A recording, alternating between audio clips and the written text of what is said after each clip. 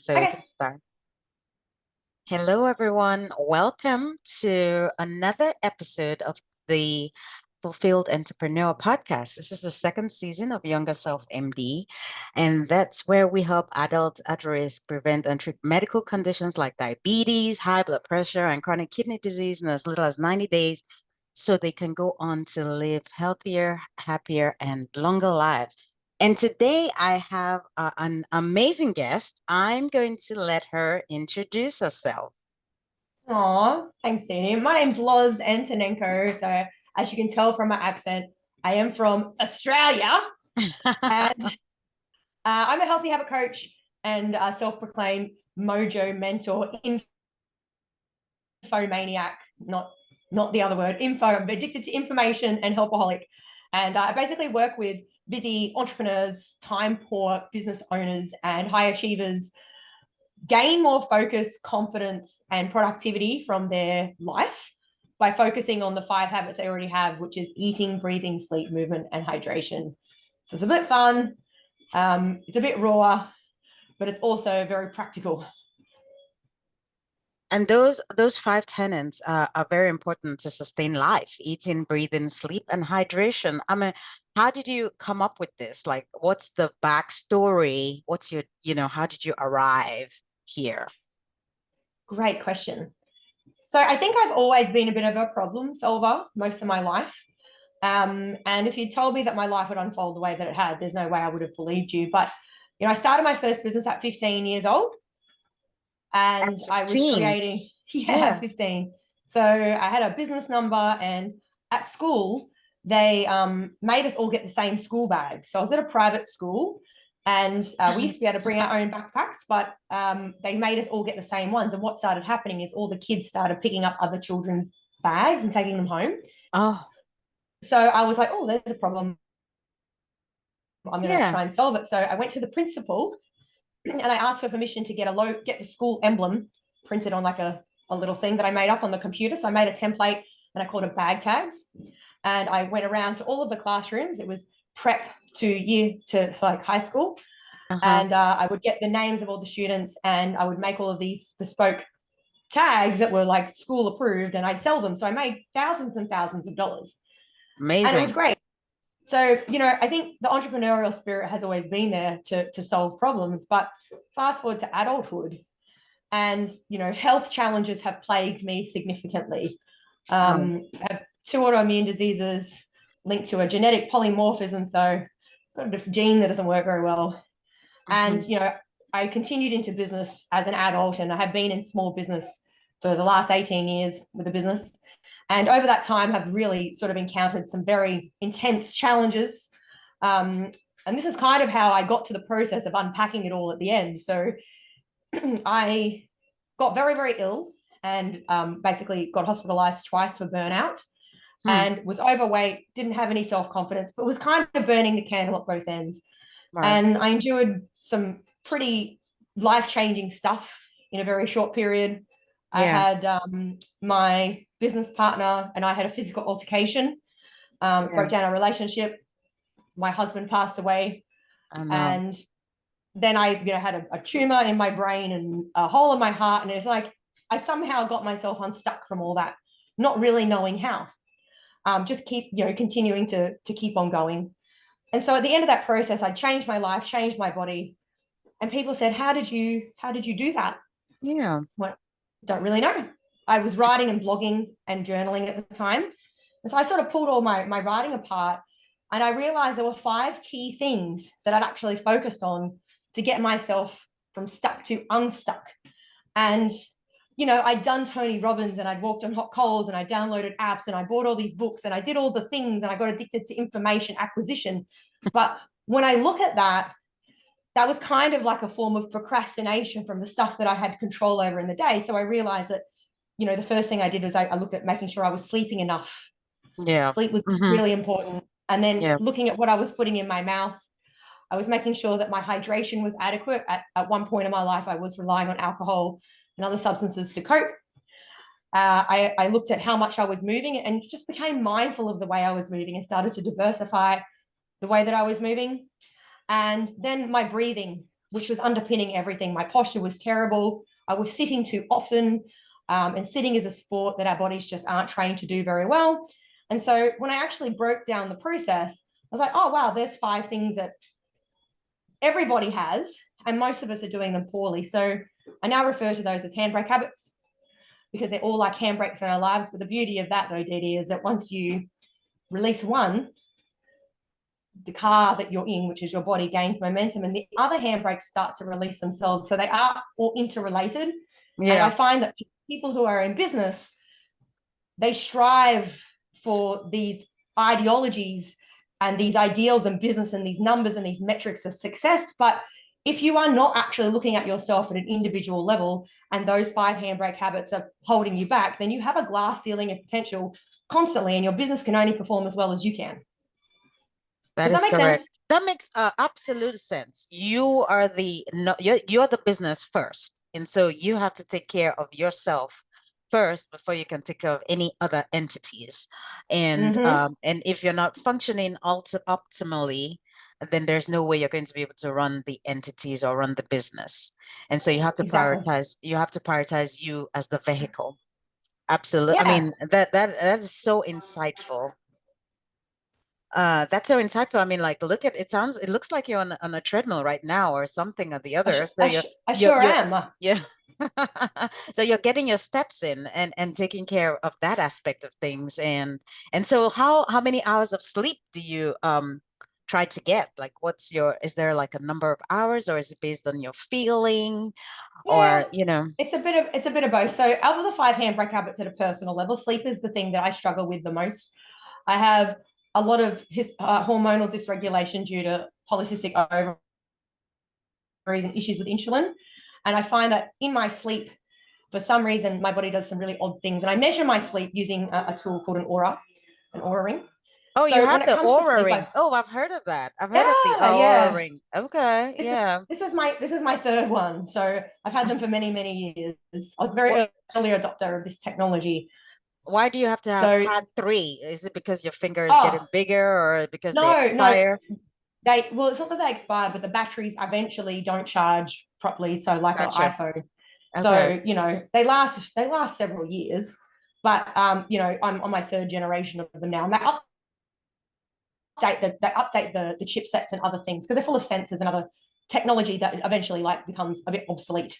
So I use biometric data tracking to see what's happening inside of my body, even though I've done the work, I guess, looking at my mindset and all of the principles that, you can subjectively work on. I think from an objective level, as a business person who identifies with numbers still as a metric of success somewhat, being able to marry subjective and objective data has been very useful to be able to help me reinforce good behaviors. But sleep for me is interesting, because even though I can get a good quantity of sleep, and I suggest always between 7 and 9 hours for most people, it really does come down to that quality of sleep that you're getting. And depending on what time you go to bed will also depend on how quickly you can drop into those deeper sleep cycles where you're getting that restorative sleep and your lymphatic system is able to detoxify and your brain can move things through. So for me, my sleep is quite challenged. When you actually look at my data, it's very unusual and nobody can tell me what the heck is going on with my sleep. But I am slowly starting to unpack that, every week at a time, trying to experiment with new things. I tag my behaviors in my app. So I'm like, was it caffeine? Was it something that I ate? Was it exercising too late? Was it late screen time? But it's interesting. Sleep is one of those things that people kind of forego. We take it for granted. Entrepreneurship. Right, yes. Right. We take it for granted because you don't realize the effect of not having enough sleep is going to have on you. And this is the time when you rest, when your body heals itself. And absolutely. But it's one of those things that we as entrepreneurs take for granted, for sure. Yeah, 100%. And some people, they think that they can exercise their way to health. But you can't out-exercise crappy sleep. You cannot. Impossible. And the diet too. I mean, you talked about the diet. You talked about how whatever it is that you're putting in your mouth, you can't just, a lot of, like you mentioned earlier, many of the autoimmune conditions, I find in my practice, it's related to the food, the exercise, the physical habits, and the stress, like you said, the mindset. So the mindset, those are the three things. Once we're able to get all those things under control, that's our journey. That's our success, the secret to longevity. Yeah, and they all matter, right? And because they are all have an equal weighting, you can't have one without the other. And when we do want to look at living a long time and having a lifespan and a health span that match, because there really is no point living a really long time if the quality of the life that you It's have of not those good. last years Right. is not great. So, we have the technology and the science now to biometrically look at a lot of things and to Yeah. optimize ourselves. But, I see people and they jump to these really rash, big sweeping solutions to try and change their life. So they'll, do a 12-week challenge. They'll, go do a crash diet or some big hard thing, but then they overlook the fundamentals of the stuff they're doing every day, which is kind of backwards. Like ice baths, saunas, all of the things that all of the influencers tell you to do. And I do all those things, Uh-huh. but they're quite futile if you aren't doing those 5 basics just to a bare minimum level. Yeah. Yeah, I hear you. So, I know your background is in IT and you are an adult. I mean, you love IT, the tech. Are you concerned like eventually we're all going to become robots and we're not going to have control? Those people feel there are some people that do not like technology at all whatsoever. And some people feel like the technology can never take over, like, the human race, and we will not become, annihilated by tech. Which camp are you on? What are your thoughts on that? So, with the advent of artificial intelligence, which but actually has been around for a really long time, back in the late 90s, actually, we were talking about artificial intelligence. Yeah. It was far more primitive than it is now, but they were having this thing called the Turing test, the Turing test. And so the Turing test basically is the test that they run against artificial intelligence to see if it is artificially intelligent or if it's just pre-programmed. So if your AI passes the Turing test, then it's an artificially intelligent being. And Yeah. so back then, not a lot of stuff was. So I've been probably pretty excited about AI for over 20 years. Yeah. And it's interesting seeing, it all come to fruition. I think artificial intelligence makes smart people smarter. I think it makes lazy people more lazy. And it honestly, it's It just it's brings out the it's so character in the human, you think. It brings out whatever it is. 100%. Yeah. So I am in the camp of like I'm excited about AI. I think it needs to be used wisely though. In Yeah. saying that though, they always thought that the blue collar workers were going to be replaced first with AI. Robotics. People think about AI, they think about robots. Robots aren't AI. Robotics is robotics, but you can bridge the gap between artificial intelligence and robotics for sure. But it's been more of the white collar, creatives who have actually been replaced a lot. So you've got things like DALL-E and other types of graphical interfaces that can create artificially intelligent, graphics, Hmm. plus creative writing, people like copywriters. So it really has forced us to become more agile and creative. And I think that this now enables us to shine light on the fact that human relationships actually matter. And it forces us to forge 4-dimensional bonds with other humans and other beings, because that is something that cannot be replaced by AI. I mean, I know people that stay up late at night because they're lonely, Yeah. chatting to AI bots. It's different. AI, right? It's And you totally can, different from chatting with another human. Correct. Yeah. yes, Exactly. Yeah. like this level of conversation. I mean, if I was a simulation of myself, you know, you'd know at this point. And I think that down the track, when deep fake technologies and all those things that people are using right now as arsenal of warfare against particular people, I think that those will become more prevalent, and it'll be very hard to spot the difference between a synthesized reality and a actual reality. And that's going to be very interesting to see us cross that bridge when we get to it.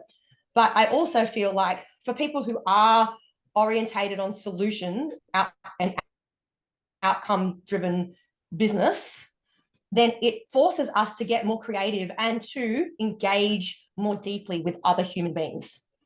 Yeah, I don't And want us we'll to be lose the okay. skill. Yeah, we shouldn't lose that skill though. Like, we need to maintain the human relationships, because the AI can be programmed to the robots can be programmed to do all the things that you like and ignore the things that you don't like. So you have this perfect companion, but that's not Yeah, real. But that's not real. exactly. You need to, a typical humans are imperfect, and that's how we were made. And so that's what makes the human interaction fun. It's unpredictable. There is some imperfection, and it's okay for us to have some fights every now and again. Unlike when we have this perfect yes robot that does every single thing that we want, You Well, know what I mean? I am actually very nice to my AI.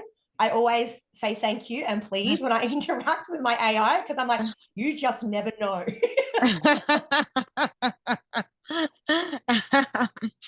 Well, so let's move on to the next segment. In your journey as an entrepreneur, you started off really early, and I know you've had many successful businesses, and you continue to create more and develop more. What would you say have been the most important lessons, that you can share with our audience as a business owner? I find that entrepreneurship is hard. It's one of the most difficult things that I have embarked on because all the risk is all on you, and it can get lonely if you do not take intentional steps to join communities. And there are other challenges, the money aspect when it's all you and all that. So how have you managed to make this what lessons have you learned that you can share with our audience to make it a more enjoyable process? Fulfilling. The title of our That's podcast is The Fulfilled yeah. Entrepreneur. And I How, love that. And that's such a great question and a great way to add value to people. So if you are looking at becoming an entrepreneur or you feel quite compelled to solve problems, entrepreneurship is hard, as you said, like it's hard. I'm the world's worst employee. I don't work well in an employee relationship. And I have done that before, but I find that I'm very solutions orientated, very autonomous. So you touched on a couple of things there. It can be very lonely if you allow it to be lonely. Nobody became self-made. Literally, like if anybody says I'm self-made, I'm like, BS.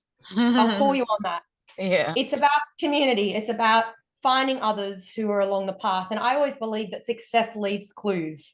So find other people who are doing something like you. They don't have to be doing the same thing, but Yeah. who are further ahead on that path of entrepreneurship, on that mastery journey. Mm-hmm. And, use them as mentors, use them as models. We model of other human beings that's a process, monkey see, monkey do, right? So, Mm-hmm. find those people and have a look at what they did. And it doesn't mean that you have to emulate them verbatim, but it also means that you can be inspired. I think people become isolated because we have this competitive nature about our humanity. And rather than using it as competition, oh, that person's an enemy or that person's competition, try and work out what it is that you actually do, why you do it differently, and how you solve people's problems uniquely, and what your unique selling proposition is, or however you want to define that. And once you know that lane, there are no competitors. Yeah. Go back to your People why. inspiration. Yeah, 100%. And so Yeah. then the lens that you view your relationship with other people, it doesn't become isolating anymore because now you're more collaborative rather than competitive. Does that make sense? Yeah, that makes sense. So instead of competing with others, look for ways that you can add value to them and collaborate with them. But the first lesson you were talking about with the mentorship, right? Many times these people that we look up to, you mentioned Tony Robbins earlier. Like Yeah. if you you know you look at him, I don't really know much. I mean, he's somebody I've heard about, and I know a lot of people that follow him. I have a couple of other mentors virtually that I follow, and they have achieved so much success. Now what we're seeing is the success that they have achieved. And it's difficult to say that you want to like model them, or you know what I mean? Because now they're on a different, how can you model Tony Robbins, for example, at his Of course you level? can. You sure can. So if you have a look at Tony Robbins, his success is through the way that he structured all of his content and the way that he delivers it. So not everybody likes Tony Robbins. I mean, I went through a stage where I got from him what I needed, and I've moved on to other types of mentors, and I sometimes circle back. But I guess looking at him as a business brand and an identity, it's Yeah. very clever and very elusive the way that he has structured his business and his coaching models out. You know, he has his coaching, he has Tony Robbins, he's a figurehead. He's very tokenistic for a lot of people, you know, Tony Robbins. But it's like when you break it down, you actually can look at the way he structures his business. So that's what I did. Right. He uses ascension models. So, you know, he runs live events, he has low ticket items, even the way that he tiers his seating. It's all about proximity. And he really has driven that coaching model about paying a lot of money to be around people of influence, right? So I don't necessarily align with that because I think it's a little bit, I don't know the word to use without being rude, Mm-hmm. but Elitist is the word that you may be thinking about. Um, elitist is a great word, but it's, I don't necessarily align with that in the way that I deliver my coaching, but I love the ascension model as a methodology because it enables people to know, like, and trust you without having a lot of investment of time, money, or risk. And then once they develop that relationship with you and the solution and they get results, then, you know, you have other pathways for them. And so, you know, I have a similar thing in my business. I have 3 sub brands. Each acts as an ascension if it needs to be. Not always. People can come in at any level, but yeah, you know, I have low ticket items that are of different value to high ticket items. So, you know, and when I talk about items, I mean services and engagement and support. So gotcha. I think there is a lot that you can learn from that. But also, if you look at people like Tony Robbins and other people, like, it's Grant all about, Cardone. Grant Cardone is one of yeah, the mentors that I follow. And yeah, he has a similar structure, but he has low ticket yes, items, and he has the yeah. ascension model as well. Yeah, and Yeah. that can be a foundation of inspiration, right? So when you look at those people who have, you know, and I guess you're 100% on the money there. Like, it's hard to relate to people when they've reached that level of success, but nothing stops you from reaching that level of success if you want it. But you'll find that it's all about alignment, and you watch these collaborators, you watch them stand on stages all together, you know, and so this is that collaboration as well. And as I Yeah, said, success leaves clues. There's a reason that they all run similar models because it works. it works. Yeah. Yeah. So, I mean, there's an example of how you can relate it some way, or go back and watch old stuff, read old books that they wrote, like, go find that old archival content because you'll see how their brand and their strategy has evolved over time. Seek mentors, collaborate with people. Those are great tips as entrepreneurs. Intentionally, um, continuously learn. You know, put yourself in environments where you're always learning and Yeah. always improving. I think that those are all great tips. You know, And for look after yourself as well. And the thing is, you matter.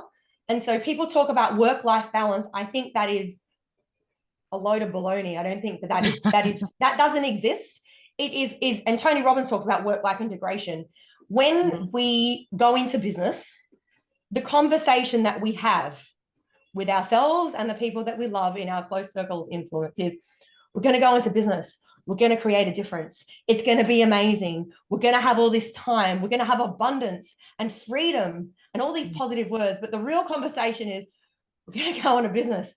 We're going to be stressed. Finances are going to be tough. We're never going to have any time. Our sleep is going to be rubbish. We're going to hate ourselves and wonder what the heck we were doing. And I feel like there is such a big disconnect, Dee, between the reality The and the reality. romantic. I Yeah, we know, right? romanticize about it. People romanticize about running a business. And I think, having been a mentor and a coach and a mentee and all the things, and a student and a teacher all at once, it's that this is the problem. We have people who have never run a business before.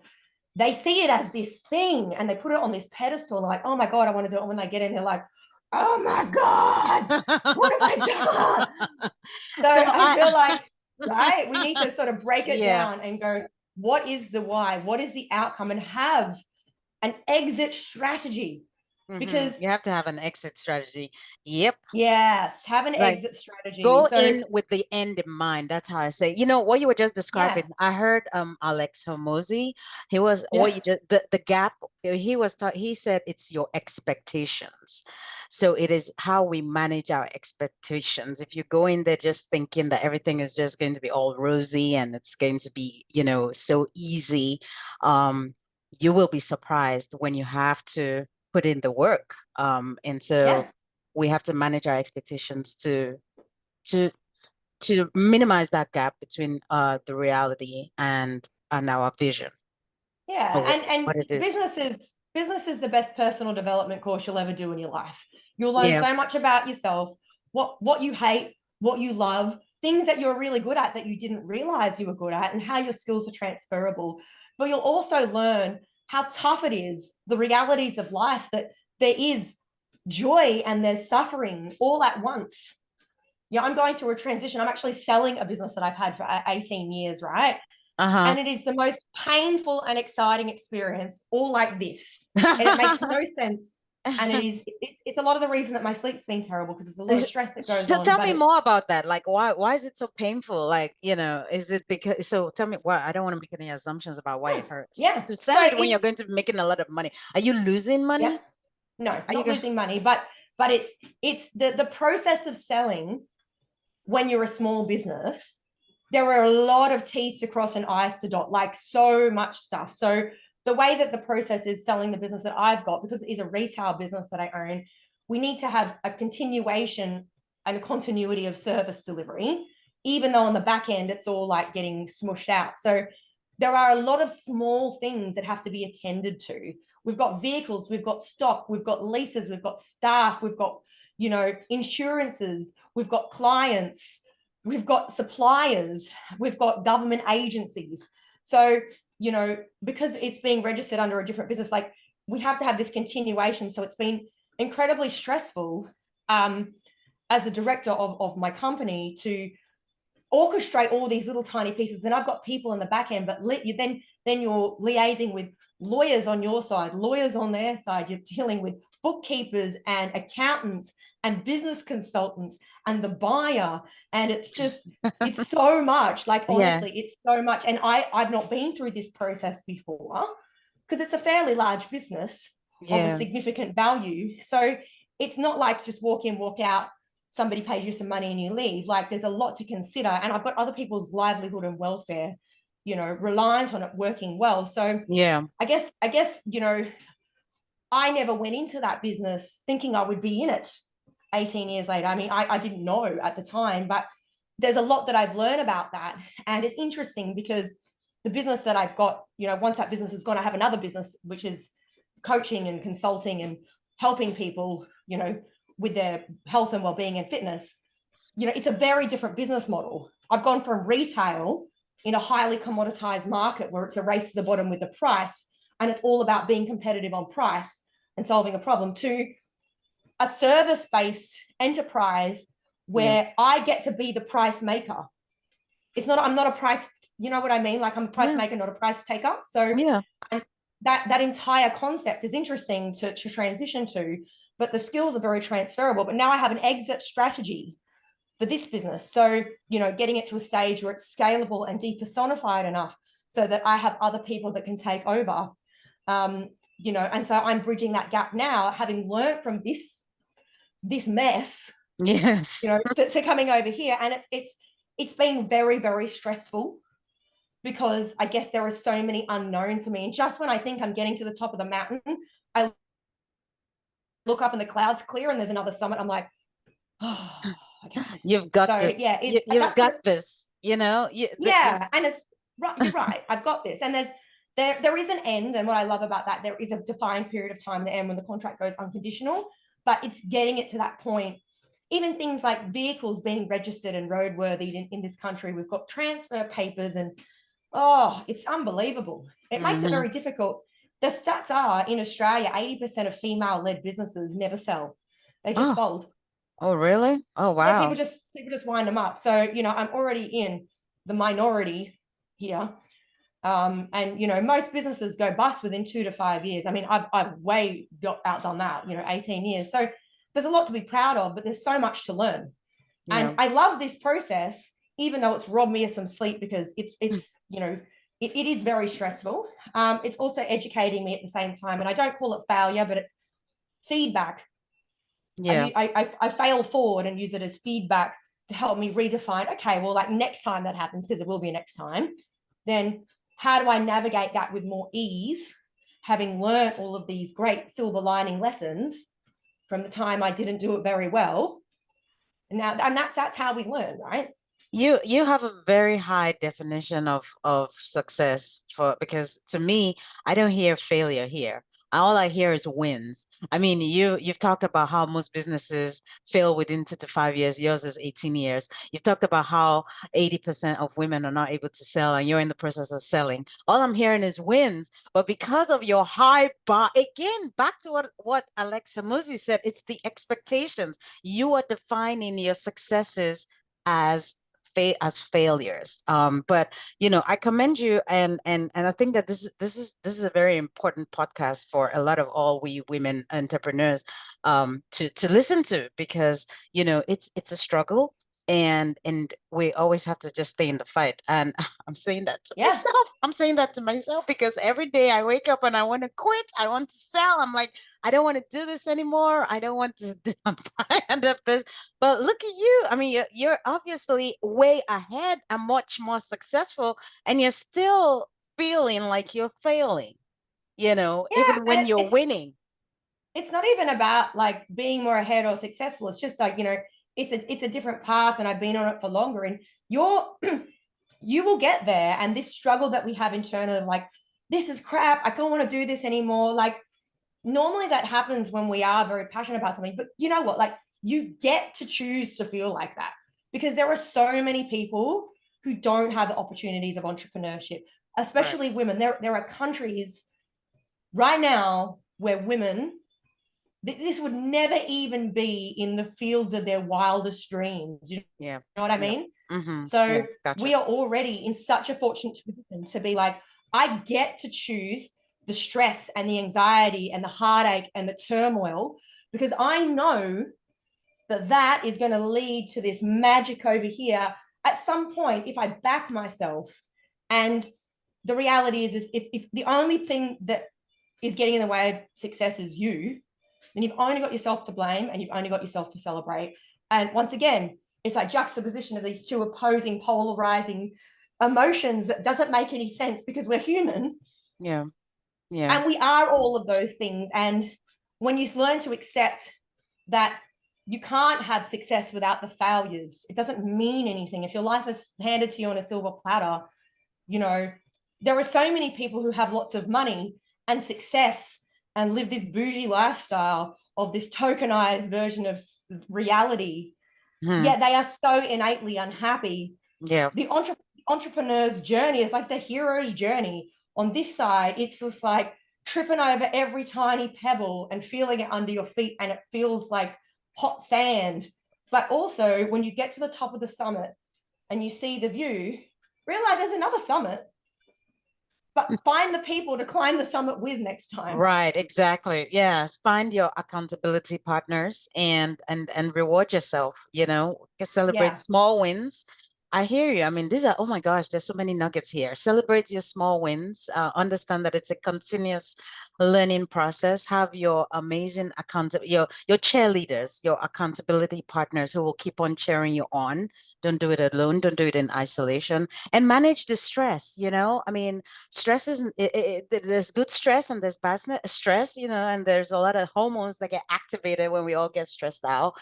And so, you mentioned the breathing technique, the hydration, eating, sleeping, all those things are going to help us manage the stress. And sometimes it's okay for us to shut the phone or shut all the technology, take out the Aura ring, and just to hell with it.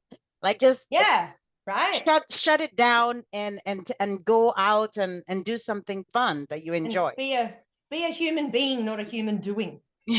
Because we become human doing so frequently in this life especially if we're go-getters and we're type A personalities or whatever you want to, frame that with, to understand who it is that you are, but also realize like there is a time to just put all of those things aside. Getting out in nature can be really rewarding. Grounding, finding that place of spacious emptiness and empty spaciousness all at once. Yeah. So I talk in riddles sometimes. Oh yeah, but you're making a you know lot what of I mean? sense to me. Yeah, I understand It's exactly what you mean. I write that in my journal yeah. every day. I'm grounded, I'm centered, and I love nature. So and is it easy to find that place? No, it's not. No, But but yeah, create yeah, it, create it yeah, on yeah. purpose. And I think that the more purposeful and intentional we are with our time, and not giving our cares to things that don't matter, and also realizing that you matter, and that if you are burning the candle in every single way and all of those handbrakes are pulled straight on, you are really limiting your potential. And then when the opportunity comes for you to release it, you're going to be like a flea in a jar. You won't know how to jump higher than that lid. So give yourselves opportunities on purpose to try hard things. Get out of your comfort zone, get into nature, and get out of your head. Easier said than done. But if you put it into your diary Mm. and program, so my workouts are non-negotiable. And like if I'm feeling really run down, so like I'm run down right now, and I honor that. And my biometric data is like, bitch, just stop. Like it's just like stop. But I guess for me, that self-regulation is a challenge because I do have ADHD. But when my body king hits me into being static, it's listening to that. So, I'm on my walking pad under my desk. I'll Yeah. probably walk 12 kilometers today at a rate of 6 kilometers an hour over the next 2 hours. And I teach Pilates tonight, and that will be enough. I will not be lifting weights this week at all. Okay. Good. Giving myself a chance to recover. But the time is still programmed in my schedule so that I do take that time out. So whether I choose to go and do a 500-pound leg press or do yoga, it doesn't matter. It's being able to honor the habit and giving myself that time that I know that I need in whichever way my energetic levels decide to honor that. And I think for a lot of people, put your time into your schedule as complete non-negotiable appointments with yourself. That's the first tip I give to all of my people that I work with. I'm like, if you don't put this in, it's not going to happen. Yeah. Yeah, exactly. And if anybody wants to rob you of that time, be like, no, I have an appointment. They don't need to ask you. Tell them it's the gynecologist. I mean, it doesn't matter. You know what I mean? Like, and then they'll be like, oh, okay. And you're like, you see the gynecologist very regularly. Yeah, you definitely. But you know what I mean? Like, Yeah, I like, know what you mean. yeah, Prioritize your time, and do not let it's non-negotiable to have anything steal your personal time. yeah, 100%. Well, this was really nice, Loz. Thank you so much for being a guest on our podcast, and Oh, thank you.